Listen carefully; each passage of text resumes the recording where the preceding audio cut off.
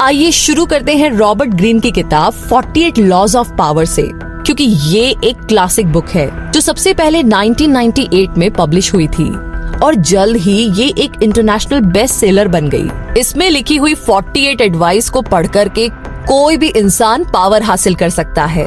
हर advice के साथ लेखक ने अलग अलग लोगों की अलग अलग कहानियां दी है ताकि रीडर्स को प्रिंसिपल समझने में आसानी हो। किताब की शुरुआत में दिए गए कुछ लॉज को लेकर के हमने ये समरी बनाई है जिनके बारे में हम यहाँ पर जानेंगे।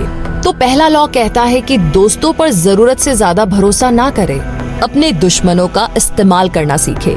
जी हाँ, हान डायनेस्टी खत्म होने के 700 सालों के बाद भी चाइना में अफरा तफरी बनी रही। राजगद्दी के लिए छीना झपटी चलती रहती थी। हर नए राजा को मौत के घाट उतार दिया जाता था और आर्मी तख्ता पलट करती रहती थी। पावर की ये लड़ाई खून और मार काट से रंगी हुई थी। तो ऐसे एक राजा को उसके जनरल्स ने मार डाला और उसके बाद अपने में से ही सबसे स्ट्रॉन्ग आदमी को चुन करके उसे राजा बना दिया था। अब इस नए राजा ने भी अपनी कुर्सी को सलामत रखने के लिए अपने सारे पावरफुल आदमियों को मरवा दिया, मगर कुछ सालों में वो खुद भी मारा जाएगा क्योंकि उससे छोटी उम्र वाले नए जनरल उसके खिलाफ अब साजिश रच करके उसको और उसके बेटों को मार देंगे। तो ये जो पैटर्न है ये यूं ही चलता रहेगा। जो भी राजा बनेगा उसकी जान हमेशा खतरे में रहेगी क्योंकि उसका हर कोई दुश्मन है। और चाइना का एम्परर बनने का मतलब है कि एक अकेला इनसिक्योर राजा जिसके हाथ में कोई भी असली पावर नहीं है। मगर जब 959 एडी में जनरल चाओ कुयांगिन को पावर मिली तब ये सारा गेम ही चेंज हो गया। वो एम्परर सुंग बना। उसे अपने सिचुएशन के बारे में अच्छे से पता था कि आने वाले कुछ सालों के बाद में उसका भी खून हो सकता है। तो उसने इस चीज को रोकने का रास्ता सोचा। राजा बनने के बाद एम्परर सुंग ने अपने सभी आर्मी जनरल को पार्टी सेलिब्रेट करने के लिए इनवाइट किया। पार्टी में जब लोग वाइन के नशे में धुत हो गए तब एम्परर ने जनरल्स को छोड़ करके बाकी लोगों और गार्ड्स को वहाँ से चले जाने का हुक्म दिया। अब एम्परर के साथ कोर्ट में सिर्फ जनरल्स रह गए थे तो उन्होंने सोचा कि अब तो एम्परर सुंग हमें मरवाने का हुक्म दे देगा, मगर ऐसा नहीं हुआ। जी हाँ, और वो भी पहली बार। एम्परर सुंग ने उनसे कहा कि रोज मेरा दिन डर के साए में गुजरता है। खाने की टेबल और मेरे बिस्तर दोनों जगहों पर मुझे मजा नहीं आता। मुझे यकीन है कि आप में से कोई भी अपने साथ यही सब देखने के लिए राजा बनने के सपने नहीं ले रहा होगा। तो एम्परर सुंग की बात सुनकर के जनरल्स डर गए। उन्होंने एम्परर के खिलाफ कोई भी साजिश ना रचने और हमेशा वफादार बने रहने का वादा किया। मगर एम्परर सयाना था। उसे पता था कि दौलत के लालच में इंसान कुछ भी कर सकता है। तो एम्परर सुंग ने उनसे वादा किया कि जिंदगी जीने का सबसे अच्छा तरीका यही है कि इज्जत और अमीरी में सुकून भरे दिन गुजारे जाएं। अगर आप लोग अपना कंट्रोल छोड़ने को तैयार है तो मैं वादा करता हूँ कि आप सबको फाइन एस्टेट और दौलत से माला माल कर दूंगा। अब जनरल्स हैरान थे कि एम्परर उन्हें दौलत और सिक्योरिटी देना चाहता है। अब तो उन्हें डरने की कोई भी जरूरत नहीं थी। तो अगली सुबह हर एक जनरल को उसकी पोस्ट रिजाइन कर दी गई और साथ ही उन्होंने एम्परर सुंग से अपना रिटायरमेंट भी एक्सेप्ट कर लिया। अब वे अपने अपने स्टेट के नोबेल और मास्टर बन गए थे जो कि एम्परर ने उन्हें दिया था। सिर्फ एक ही झटके में एम्परर सुंग ने अपने दुश्मनों को अपना वफादार बना लिया था। एम्परर सुंग अपना किंगडम एक ही झंडे के नीचे लाना चाहता था। तो दूर साउथ के इलाके हान में सालों से बगावत की लड़ाई चल रही थी। लियू वहाँ का राजा था। जब रेबेल ने सरेंडर किया तो एम्परर ने उन्हें कोई पनिशमेंट नहीं दी, बल्कि उसने राजा लियू को अपने कोर्ट में एक पोजीशन दे दी। यही नहीं, एम्परर ने दोस्ती के तौर पर उसे अपने साथ वाइन पीने के लिए इनवाइट भी किया। पैलेस में एम्परर सुंग ने राजा लियू को वाइन का ग्लास दिया, पर राजा लियू पीने से डर रहा था क्योंकि उसे लगा कि कहीं इसमें जहर ना हो। उसने एम्परर से कहा, योर मैजेस्टी, मैं जानता हूँ कि जो गलती इस गुलाम से हुई है उसकी सजा सिर्फ मौत है, मगर फिर भी मैं आपके सामने जान की भीख मांगता हूँ, इसीलिए मुझे माफ करे क्योंकि मैं ये वाइन नहीं पी सकता। ये बात सुनकर के एम्परर हंस पड़ा। उसका कोई इरादा नहीं था कि राजा लियू को वो जहर दे। तो राजा लियू को यकीन दिलाने के लिए उसने वो वाइन खुद पी ली। उस दिन से राजा लियू एम्परर का लॉयल बन गया था, जो कि कभी बहुत बड़ा रेबेल यानी कि दुश्मन हुआ करता था, अब वही एम्परर का सबसे पक्का दोस्त बन गया था। तो एम्परर सुंग ने जनरल्स को बड़े बड़े एस्टेट गिफ्ट करके होशियारी का काम किया था। अब उनसे एम्परर को कोई भी डर नहीं था। उन्हें मारने से तो अच्छा था कि उन्हें अपना लॉयल बना लिया जाए, और इससे आर्मी का तख्ता पलट भी हमेशा के लिए रुक गया। एम्परर सुंग पहला इंसान था जिसने चाइना में सिविल वॉर और वायलेंस को खत्म किया। सुंग डायनेस्टी 3 सेंचुरी तक चाइना में राज करती रही। तो कहने का मतलब ये है कि वो आदमी जिंदगी भर आपका एहसानमंद रहेगा जिसे आपने मौत की सजा से बचाया हो या किसी भी बड़ी प्रॉब्लम से बचाया हो। ऐसा आदमी आपके खातिर दुनिया के आखिरी कोने में भी चला जाएगा। जब आप अपने दुश्मनों से दोस्ती कर लेते हैं तो वो आपके दोस्तों से भी ज्यादा भरोसेमंद निकलते हैं। और हमारे दोस्त अक्सर लड़ाई ना हो जाए ये सोच करके हर बात पर हामी भर लेते हैं। आपको बुरा ना लगे इसीलिए वो अपनी क्वालिटीज को छुपा कर रखते हैं। हो सकता है कि आप उनको इतने अच्छे से नहीं जानते जितना आपको लगता है। हो सकता है कि वो आपसे जलते हो। जब भी कोई मुसीबत आती है तो अक्सर दोस्त भाग जाते हैं, और दूसरी तरफ आपकी दुश्मन है जो किसी सोने की खान से कम नहीं है। बस आपको ये खान खोदनी है। आगे जानते हैं अगले लॉ के बारे में, जो कहता है कि अपने इरादों को हमेशा छुपा कर रखे। कहने का मतलब ये कि 17वीं सदी में फ्रांस की एक बहुत ही मशहूर नाचने वाली हुआ करती थी जिसका नाम था निनॉन डी लेंक्लॉस। वो इतनी खूबसूरत थी कि बड़े बड़े पॉलिटिशियन, थिंकर, राइटर उसके प्यार में पागल थे। प्यार के मामले में वो औरत काफी एक्सपीरियंस थी। वैसे निनॉन ये बात जानती थी कि सिडक्शन एक गेम है, एक आर्ट है जिसमें प्रैक्टिस से परफेक्ट बना जा सकता है। तो धीरे धीरे वो मशहूर होती चली गई। फ्रांस के अमीर घरों के लड़के उसके पास आते जाते थे। वो उन्हें प्यार करना सिखाती थी। उन्हीं में से मर्क्यूएस डी सेविने भी एक लड़का था। मर्क्यूएस बस 22 साल का ही था और वो बहुत ही अमीर और हैंडसम था, मगर प्यार के मामले में बिल्कुल अनाड़ी था। तब तक निनॉन 62 साल की हो चुकी थी, फिर भी काफी फेमस थी। तो उसने मर्क्यूएस की स्टोरी को सुना। उसे एक जवान और सुंदर काउंटेस से प्यार हो गया था, मगर उसे समझ नहीं आ रहा था कि वो अपने प्यार का इजहार कैसे करे, और इस चक्कर में उससे बहुत सारी गलतियां भी हुई। तो सबसे पहले तो निनॉन ने मर्क्यूएस को समझाया कि प्यार किसी जंग से कम नहीं है। उसने समझाया कि मर्क्यूएस को अपना हर स्टेप प्लान करना पड़ेगा और फिर ध्यान से उन सारे प्लान्स को एग्जीक्यूट करना होगा। तो निनॉन ने मर्क्यूएस से कहा कि वो प्यार की जंग के लिए तैयार हो जाए। उसे काउंटेस से दूरी बनानी होगी और उसको इग्नोर करना पड़ेगा। मर्क्यूएस जब काउंटेस से दोबारा मिला तो एक दोस्त की तरह मिला। तो उसकी इस हरकत से काउंटेस को लगा कि वो तो सिर्फ दोस्ती करना चाहता है। वो इस बात से थोड़ी कंफ्यूज हो गई। अब अगला स्टेप था काउंटेस को जलाना। तो मर्क्यूएस हसीन और जवान लड़कियों के साथ पेरिस में घूमने गया। इससे काउंटेस खूब जली और उसे यकीन हो गया कि सारी लड़कियां मर्क्यूएस को पाना चाहती है। निनॉन ने एक्सप्लेन किया कि औरत ऐसे मर्द को चाहती है जिसके पीछे पहले से ही बहुत सी औरतें पड़ी हो। ऐसे आदमी का प्यार जीतने में उसे ज्यादा खुशी मिलती है। अब काउंटेस को कंफ्यूजन करने और जेलस फील कराने के बाद उसे सिड्यूस करने का यही सही टाइम होगा। मर्क्यूएस को अब अपना रूटीन चेंज करना था। उसका कोई अगला कदम बिल्कुल अनप्रेडिक्टेबल होना चाहिए। उसे उन इवेंट्स को अवॉइड करना था जहां काउंटेस के आने के चांसेस थे, और उन सैलून्स में जाना था जहां काउंटेस अक्सर आती थी। तो 2 हफ्तों के बाद ही मर्क्यूएस इन सारे स्टेप्स में माहिर हो गया। निनॉन उसकी प्रोग्रेस को नोट करती थी। उसके जासूस उसे सारी खबर पहुंचाते थे। वो खूब हंसती थी जब मर्क्यूएस आकर के उसे सारी कहानियां सुनाता था। निनॉन ने सुना कि वो खूबसूरत काउंटेस अब मर्क्यूएस के लिए बेकरार हो रही थी। वो उसके बारे में पूछताछ करती रहती थी। सोशल अफेयर्स में वो मर्क्यूएस को देखती रहती थी। तो निनॉन को यकीन हो गया था कि अब काउंटेस को भी मर्क्यूएस से प्यार हो गया है। कुछ ही दिनों में वो उसकी हो जाएगी। मगर तभी अचानक एक गड़बड़ हो गई। मर्क्यूएस काउंटेस से उसके घर मिलने गया था, मगर वहाँ उससे मिलकर के वो डेस्परेट हो गया और वो निनॉन की एडवाइस को भूल गया और उसका उल्टा कर दिया। उसने काउंटेस का हाथ पकड़ लिया और अपने प्यार का इजहार कर दिया। उसकी इस हरकत से काउंटेस शॉक्ड रह गई। उसने तुरंत अपना हाथ छुड़ा लिया। जैसे जैसे रात ढलती गई वो खूबसूरत लड़की मर्क्यूएस को अवॉइड कर रही थी। उसने उसे गुड नाइट भी नहीं कहा और बाहर तक छोड़ने भी नहीं आई। मर्क्यूएस जब दोबारा उसके घर गया तो उसे बताया गया कि काउंटेस कहीं बाहर गई है। मगर अब मर्क्यूएस उसके घर कई बार गया। फिर एक दिन काउंटेस ने उसे अंदर बुला लिया, मगर अब सब कुछ बदल चुका था।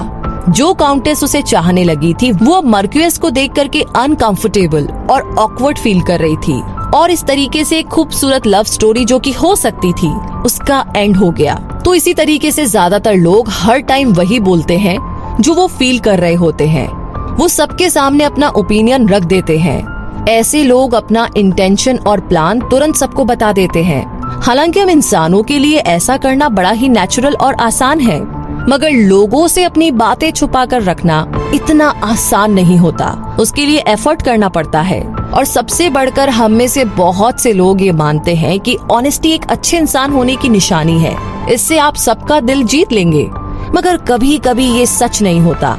ऑनेस्टी असल में एक ब्लंट इंस्ट्रूमेंट की तरह है जो कि बचाने से ज्यादा आपको नुकसान पहुंचाने का काम करता है। क्योंकि जब आप जरूरत से ज्यादा ऑनेस्ट बनते हैं तो आप प्रेडिक्टेबल बन जाते हैं। ना तो लोग आपसे डरेंगे ही और ना ही रिस्पेक्ट करेंगे। पावरफुल बनने के लिए यही सही होगा कि ऑनेस्टी को साइड में रखा जाए या फिर सिचुएशंस को ध्यान में रख करके आप अपनी बात बोले। अपने इंटेंशंस को छुपाना सीखिए, ये आपके बहुत काम आएगी। लोग उसी पर यकीन करते हैं जो वो देखते सुनते हैं। धोखा देना ज्यादा आसान होता है। ऐसा शो कीजिए जैसे कि आप कुछ और चाहते हैं। इससे आप पूरे फ्री होकर के अपने रियल गोल्स पर ध्यान दे सकते हैं। प्यार की गेम में कॉन्फ्लिक्ट लाए, जैसे कि एक ही टाइम में चाहत और बेरुखी दोनों दिखाए। इससे ना सिर्फ वो भटक जाए बल्कि आपको पाने के लिए तरस जाए। तो इसी के साथ थोड़ा और आगे बढ़ते हैं और बात करते हैं अगले लॉ के बारे में, जो कहता है कि कभी भी अपने मास्टर से आगे ना निकले। इसे समझने के लिए गैलीलियो गैलीली की रियल स्टोरी आपकी काफी मदद करेगी। तो होता यूँ है कि गैलीलियो गैलीली एक इटालियन साइंटिस्ट थे, ये तो आप सभी जानते ही हैं। सन 1600 के शुरुआती दिनों में वो बड़ी ही प्रॉब्लम से गुजर रहे थे, क्योंकि उन्हें अपनी रिसर्च की फंडिंग के लिए रूलर्स पर डिपेंड रहना पड़ता था। गैलीलियो ने जितनी भी डिस्कवरीज और इन्वेंशन किए वो सब उनके रूलर्स को डेडिकेट थे। तब रिनेसांस के टाइम में हर साइंटिस्ट को यही करना पड़ता था। जब उन्होंने मिलिट्री कंपास का इन्वेंशन किया तो उनको वो ड्यूक ऑफ गोंगाजा के सामने पेश करना पड़ा। तो उन्होंने इस कंपास को यूज करने के बारे में किताब भी लिखी थी। ये किताब गैलीलियो ने मेडिसी फैमिली को दी थी। ड्यूक और मेडिसी दोनों बहुत ही इम्प्रेस हुए और उन्होंने गैलीलियो को और स्टूडेंट्स दिए। हालांकि गैलीलियो ने कई ग्रेट डिस्कवरी की, फिर भी उनके रूलर्स हमेशा उन्हें बस गिफ्ट दे करके पे करते थे, कभी भी कैश नहीं देते थे। इससे गैलीलियो हर चीज के लिए अपने रूलर्स पर डिपेंड रहते थे। इवन अपनी रोजी रोटी चलाने के लिए भी उन्हें अपने रूलर्स का फेवर लेना पड़ता था। तो 1610 में गैलीलियो ने जुपिटर के मून की डिस्कवरी की। इस बार उन्होंने एक नई स्ट्रेटेजी अपनाई। उन्होंने अपनी डिस्कवरी को अपने हर पैट्रोन के हिसाब से बांट दी, जैसे कि किसी के लिए टेलीस्कोप, दूसरे के लिए कोई किताब वगैरह वगैरह। इस बार गैलीलियो ने ना मेडिसिस पर फोकस किया। उसने जुपिटर के मून की डिस्कवरी उनके नाम कर दी, और ये बहुत ही बढ़िया टैक्टिक थी, क्योंकि जुपिटर हमेशा से ही मेडिसी फैमिली का सिंबल रहा था। क्योंकि मेडिसी फैमिली के फाउंडर कॉसिमो I जुपिटर को बहुत पावरफुल गॉड मानते थे। ग्रीक माइथोलॉजी में जुपिटर को ज़्यूस कहा जाता है। कॉसिमो I ने जुपिटर को मेडिसी डायनेस्टी के पावर का सिंबल मान लिया था। उसने 1540 में मेडिसी की फाउंडेशन की थी और गैलीलियो ने अनाउंस किया कि उसने जुपिटर के मून्स की खोज कॉसिमो II के कोरोनेशन डे पर की थी। उसने सारी इटली और कोर्ट के आगे मेडिसी को ये ऑनर दिया। जुपिटर के 4 मून हैं और गैलीलियो ने दावा किया कि चारों मून कॉसिमो II और उसके 3 भाइयों का सिंबल है। चारों मून्स जुपिटर के चारों तरफ उसी तरह घूमते हैं जैसे मेडिसी के फाउंडर कॉसिमो I के चारों बेटे। ये सब करके गैलीलियो ने पूरी इटली को ये दिखाने की कोशिश की कि मेडिसी डायनेस्टी को हेवन यानी कि स्वर्ग की ब्लेसिंग्स मिली हुई है। गैलीलियो ने एक एम्बलम भी बनाया जिसमें आसमान में 4 स्टार्स के बीच में गॉड जुपिटर को दिखाया गया था। उसने इस एम्बलम को कॉसिमो II का नया सिंबल बनाकर पेश किया। गैलीलियो ने जो एफर्ट किया उसके काम आया। उसी साल कॉसिमो II ने उसे राज्य का ऑफिशियल मैथमेटिशियन और फिलोसोफर बना दिया। तो इतना कुछ करने के बाद अब गैलीलियो को पूरी सैलरी मिलने लगी थी। अब इस काम की वजह से वो किसी पैट्रन पर डिपेंड नहीं था। अब उसे किसी के आगे हाथ फैलाने की जरूरत नहीं थी, क्योंकि सारे मास्टर अपने सब्जेक्ट्स के सुपीरियर बनना चाहते हैं। उन्हें ये डर होता है कि उनके सब्जेक्ट उनसे ज्यादा इंटेलिजेंट और ब्रिलियंट ना बन जाएं। उन्हें इन्वेंशन और साइंस डिस्कवरी से कोई लेना देना नहीं होता। उन्हें तो बस अपने नाम और अपनी शान की फिक्र रहती है। मेडिसी फैमिली का नाम आसमान के सितारों से जोड़कर गैलीलियो ने उन्हें और भी ज्यादा ऑनर दिया था। गैलीलियो जैसे इंटेलिजेंट लोगों से उनके मास्टर इसलिए इनसिक्योर रहते हैं क्योंकि वो नहीं चाहते कि वे बस इन कामों के लिए पैसे देते रहे, यानी कि फाइनेंसर रहे। वो इन इन्वेंशन और डिस्कवरीज में अपना नाम भी चाहते हैं। वो दुनिया को दिखाना चाहते हैं कि वो बहुत ही पावरफुल भी है और इंटेलिजेंट भी। गैलीलियो ये बात खूब अच्छे से समझते थे, तभी तो उन्होंने मेडिसी फैमिली की इतनी खुशामद की। तो गैलीलियो ने खुद को रूलर से ज्यादा इंटेलिजेंट दिखाने की कोशिश नहीं की। तभी तो उनके मास्टर भी उनसे इनसिक्योर नहीं थे, बल्कि उसने अपने मास्टर मेडिसी फैमिली को हेवनली बॉडीज के साथ जोड़ करके उनका स्टेटस इटली में ऊंचा कर दिया था। उसने खुद से ज्यादा अपने मास्टर की शान बढ़ाई, जिससे खुश होकर के उसके मास्टर ने उसे खूब इनाम दिए। कहने का मतलब ये कि आपके लिए डेंजरस बात है अगर आप अपने मास्टर की इनसिक्योरिटी की वजह बनते हैं। आपको हर हाल में अपने मास्टर की खुशामद करनी है, पर ऐसा चालाकी से करें। ले जाने दीजिए सारा क्रेडिट अपने मास्टर को। उन्हें हरगिज ये ना दिखाई कि आप उनसे ज्यादा ब्रिलियंट है। मासूमियत से अपना काम करते रहे। हर काम में मास्टर की सलाह जरूर ले, और अगर कोई कमाल का आइडिया आपके दिमाग में आता भी है तो ये दिखाइए कि वो आइडिया आपके मास्टर का था, ना कि आपका। मतलब ये कि उसका क्रेडिट भी आप अपने मास्टर को दे दे। तो इस तरीके से अगर आप अपनी पावर चाहते हैं तो अपनी खूबियों को छुपा कर रखें। लोगों को नाम कमाने दीजिए। आप उन्हें बिल्कुल भी इनसिक्योर फील ना कराएं। जब आपका वक्त आएगा तब यही बात आपके लिए एक एडवांटेज बन जाएगी। तो इसी के साथ अब अगले लॉ से हमें क्या एडवांटेज मिलता है वो जानने का टाइम आ गया है। और अगला लॉ कहता है कि उतना ही बोले जितनी जरूरत हो। बहुत पहले फ्रेंच कोर्ट में ये रिवाज था कि स्टेट इश्यूज पर पहले डिस्कस किया जाता था और फिर उन्हें राजा के सामने पेश करते थे। नोबल्स और मिनिस्टर्स के बीच में कई दिनों तक बहस चलती रहती थी। फिर उन्हें अपने 2 रिप्रेजेंटेटिव चुनने होते थे। दोनों लुइस 14 के आगे बारी बारी से अपने व्यूज एक्सप्लेन करते थे, और अब राजा को डिसाइड करना था कि स्टेट इश्यूज के लिए कौन सा रेजोल्यूशन बेस्ट रहेगा। तो आखिर में रिप्रेजेंटेटिव राजा के पास आए। उन्होंने इश्यूज रखे और उन्हें रिजॉल्व करने के 2 बेस्ट पॉसिबल टेक्टिक्स भी बताए। लुइस 14 बस सुनते रहते। उनके चेहरे पर कोई एक्सप्रेशन नहीं थे। जब वे लोग अपनी बात पूरी कर लेते तो राजा कहता कि मैं देखता हूँ, और बस यही बोल कर के वो कोर्ट से चले जाते। लुइस 14 उस सब्जेक्ट पर कभी फिर बात नहीं करते थे। उनके कोर्टमैन को कुछ दिनों के बाद पता चलता था कि उन्होंने क्या डिसीजन लिया था, क्योंकि तब तक लुइस स्टेट इश्यूज पर काम करवा चुका होता था। तो यहाँ पर उसकी चुप्पी से किसी को भी ये पता नहीं चलता था कि उसके दिमाग में आखिर चल क्या रहा है। उसके अगले स्टेप को प्रेडिक्ट करना बहुत ही मुश्किल होता था। उसकी चुप्पी की वजह से ही उसके दरबारी लोग बातें करते रहते थे और वो सबके दिमाग की बातों को जान लेता था, मगर उसके दिमाग में क्या है ये किसी को पता नहीं चलता था। लुइस 14 उन लोगों से मिली इन्फॉर्मेशन को उनके खिलाफ भी इस्तेमाल करता था, जिसकी वजह से वो बहुत ही पावरफुल बन गया था और लोग उससे डरते थे। वो किसी को भी उखाड़ फेंक सकता था क्योंकि उसे सबकी कमजोरी मालूम थी। तो इस तरीके से ये साइलेंस, यानी कि ये शांत रहना, लुइस 14 का सबसे बड़ा हथियार था। अपनी बातों को लिमिट रखने से, यानी कि छुपा कर रखने से न सिर्फ आप पावरफुल बनेंगे, बल्कि इससे आप कई गलतियां करने से भी बच सकते हैं। जब आप बिना सोचे बोल देते हैं तो कई बार गलत या बेवकूफी की बात भी बोल देते हैं और इससे आप मुसीबत में पड़ जाते हैं। जैसे कि साल 1825 में रशिया में एक प्रोटेस्ट हुआ था। निकोलस I तब नया राजा बना था, मगर लिबरल्स लोग चाहते थे कि रशिया एक मॉडर्न कंट्री बने। यहाँ की इकोनॉमी और गवर्नमेंट बाकी यूरोपियन कंट्री के साथ कदम से कदम मिलाकर चले। पर निकोलस I ने आखिर दिसंबरिस्ट अपराइजिंग में इस प्रोटेस्ट को कुचल दिया था।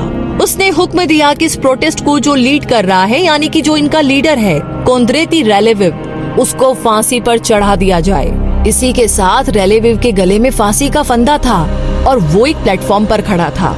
उसके पांवों के पास दरवाजे खुल गए थे कि तभी उसके फंदे की रस्सी टूट गई और वो जमीन पर गिर पड़ा।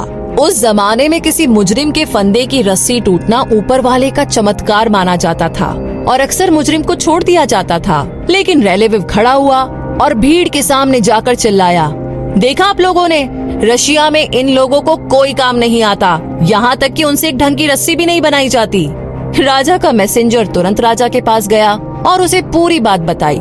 निकोलस I बड़ा ही निराश हुआ कि रेलेविव की फांसी टल गई, मजबूरी में उसे रेलेविव के माफीनामे पर साइन करने पड़े।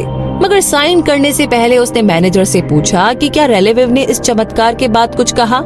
इस पर मैसेंजर ने जवाब दिया, शायर उसने कहा कि रशिया में लोगों को एक रस्सी तक बनानी नहीं आती। निकोलस वन ने उसी वक्त वो माफीनामा फाड़कर फेंक दिया। उसने हुक्म दिया, ऐसी बात है तो चलो इसे गलत साबित करते हैं।